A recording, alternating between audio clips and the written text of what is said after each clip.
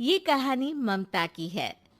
बचपन से ही घर में ये एहसास दिलाकर पाला गया कि औरतों को बोलने का हक नहीं है। अरे ममता, जरा जल्दी जल्दी हाथ चलाओ। रोज ऑफिस में देर पहुंचता हूँ तुम्हारे कारण। लेकिन आपका सारा खाना पैक और तैयार भी है। अरे जबान जितनी चलाती हो उतना अगर हाथ चलाती ना तो शायद घर को अच्छे से मैनेज कर पाती। क्या मतलब है? क्या नहीं मिला आपको? मुझे मुझे कौन देगा? ममता भागकर पति को मोजे देती है। वो हर किसी का ख्याल रखती, लेकिन उसके घर में रोज का रोना लगा रहता। अरे माँ, आज स्कूल में टीचर ने मुझे फीस के लिए डांटा। माँ, मुझे अच्छा नहीं लगता कि स्कूल में फीस के पैसों के लिए मुझे कोई भी बात सुनाए। अरे पर बेटा, ये तो पापा करते हैं ना, सारा ऑनलाइन। मुझे तो इसकी जानकारी भी नहीं है। हाँ हाँ, बना लो बच्चों के सामने मुझे बुरा। अरे करता तो मैं ही हूँ, माना। लेकिन मुझे कोई सपना थोड़ी ना आएगा कि बच्चों की फीस जमा करनी है। अरे बताओगी तो तुम ही ना। ममता की अब ये आदत में शुमार हो चुका था। वो हमेशा हर बात के लिए खुद को ही दोषी मानती। एक दिन वो पड़ोस की दोस्त से कहती है, समझ नहीं आता यार, मैं इतनी डम कैसे हो सकती हूँ। बात तो सही भी है ना। अब पति बेचारा नौकरी करे, पैसे कमाए, या फिर ये देखे कि बच्चों की फीस का वक्त है। क्या करूँ यार। पता नहीं, मेरे पति तो सारा काम खुद ही करते हैं। वो तो कहते हैं कि तुम थक जाती होगी, सारा दिन घर बाहर बच्चे तो। अच्छा, ऐसे भी पति होते हैं क्या? अरे क्या बात कर रही है? भाई साहब कभी तुझे किसी बात के लिए सुनाते नहीं? किसने कहा नहीं सुनाते? अरे ये पति चीज ही ऐसी होती है कि बिना पत्नी को सुनाए उन्हें चैन की नींद कहाँ आती है। तो तू भी परेशान रहती होगी कि कैसे, क्या, कब भूल गई। अरे वो तो मुझे बस इस बात के लिए ताना देते हैं कि मैं वक्त पर खाना क्यों नहीं खाती या पार्लर जाकर अपनी साज सज्जा क्यों नहीं करवाती। पड़ोसन बोल ही रही होती है कि ममता के बेटे की आवाज आती है। अरे माँ, क्या हो गया? लग नहीं रहा कि आज आप मुझे पानी भी देगी। अरे कब से खाने के लिए वेट कर रहा हूँ। अरे यार, मैं चलती हूँ। बेटा खाने के लिए वेट कर रहा है, मैंने उसे खाना भी नहीं दिया। अरे 12वीं में पहुंच चुका है तुम्हारा बेटा, उसे बोलो खुद पानी लिया करे। मैंने तो अपने बच्चों को काम करना सिखाया है। अरे यार, खुद की भी तो कोई लाइफ है। माना जब नहीं कर सकते थे तो किया, लेकिन अब इतने बड़े बच्चों की हर बात मानेंगे तो मुश्किल तो अपने को ही होगी। ममता को पड़ोसन की बात में दम तो लगता है, लेकिन करे क्या, आदत भी तो खुद ही ने डाली थी। ममता घर जाती है कि तभी बेटी आ जाती है। माँ, परसों मुझे एक शादी में जाना है। तेरी वो जो लाल वाली साड़ी है ना, उसे दे देना।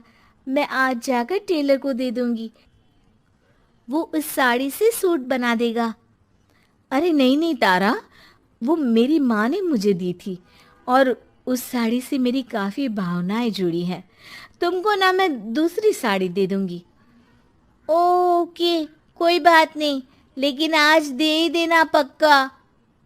तारा माँ की साड़ी से सूट बनवाकर पार्टी में जाती है, लेकिन जब वो पार्टी से लौटती है, क्या है, मैं तो समझ ही नहीं पा रही हूँ।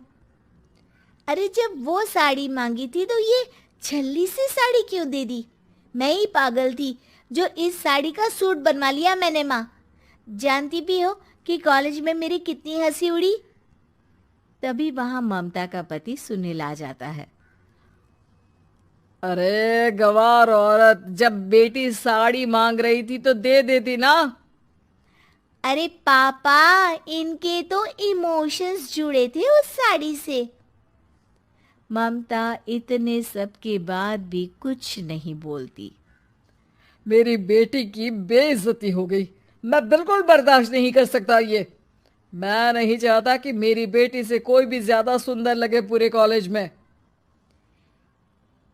जी, वो पढ़ने में तारा बिल्कुल अच्छी नहीं है। उसकी पढ़ाई पर आप ध्यान दीजिए ना।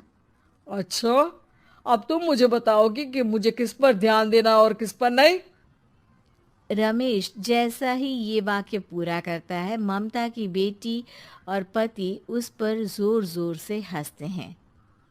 अरे ठीक है ना, पता ही नहीं चला कि कैसे वक्त इतना बीत गया। अरे कैसे पता चलेगा माँ, हम लोगों के पीछे जो तू बैताल की तरह चिपकी रहती थी, तुझे कैसे वक्त का पता चलता। ममता को पहले सास ससुर, फिर पति और बच्चों की तरफ से इस तरीके की बातें सुनकर उसका मन बहुत दुखी रहता था। एक दिन, सुनो ना, बहुत दिनों से कमर के नीचे बहुत दर्द रहता है। कल मैंने देखा तो एक फोड़ा था। अरे ममता, एक बार अपने पति से बात करो, वो तुम्हारा फोड़ा डॉक्टर को दिखा देंगे। अरे नहीं नहीं, वो तो गुस्सा हो जाएंगे। अरे क्यों गुस्सा हो जाएंगे? तुमको दर्द है? हाँ, लेकिन वो यही बोलेंगे कि ऑफिस जाऊं या फिर तुम्हें लेकर डॉक्टर के पास। तो बेटे से ही बात कर ले। अरे वो तो मैं कर लूं, लेकिन फोड़ा है ऐसी जगह कि उसे बताते मुझे शर्म आएगी। लेकिन कुछ ना कुछ तो करना जरूरी है ना। ऐसे कब तक फोड़े के दर्द से तड़पती रहेगी? अब तो सोच रही हूँ कि इनसे बात कर ही लूं, वरना दर्द के मारे कहीं मर न जाऊं। लेकिन शाम को, ममता, क्या किया तुमने आज?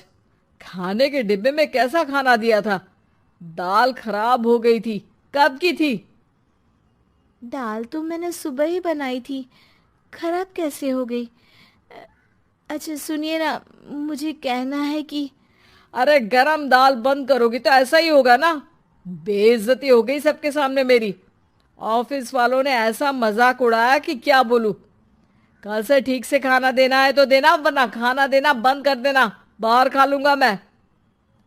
ममता जो पति से अपनी परेशानी बताने वाली थी, वो अब ये सोचने लगती है कि कल से पति को खाने में क्या दे। अगले दिन ममता थकी थकी सी हालत में, आप लोगों के लिए नाश्ता बना दिया है, खाना बनाने की हिम्मत नहीं है आज तो। रात भर सोकर थक गई है ना, इसीलिए तो खाना नहीं बना सकती। हिम्मत नहीं हो रही है, मैं बस सोने जा रही हूँ।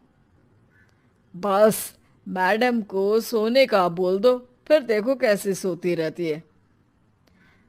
माँ, फिर वही पराठा सब्जी। अरे हमारे साथ के दोस्त एक से बढ़कर एक नाश्ता खाना लेकर आते हैं, आप तो बस। सभी घर से निकल जाते हैं, लेकिन जब शाम को बेटा घर आता है तो घर में अंधेरा रहता है। बेटा लाइट जलाता है। क्या माँ, तुम्हारा भी जवाब नहीं है बिजली का बिल बचाने के लिए? वो बोल ही रहा होता है कि सामने माँ जमीन पर लेटी मिलती है। वो उसके पास जाता है। अरे माँ, क्या हो गया माँ? तभी वहां पड़ोसन आती है। अरे बेटा, तुम्हारी माँ के पैर के पास एक फोड़ा है, जिसके कारण ये लगातार कमजोर होती जा रही थी। मैंने उसे पहले ही कहा था कि घर में बता दो, लेकिन तुम्हारी माँ किसी को तंग करना नहीं चाहती थी।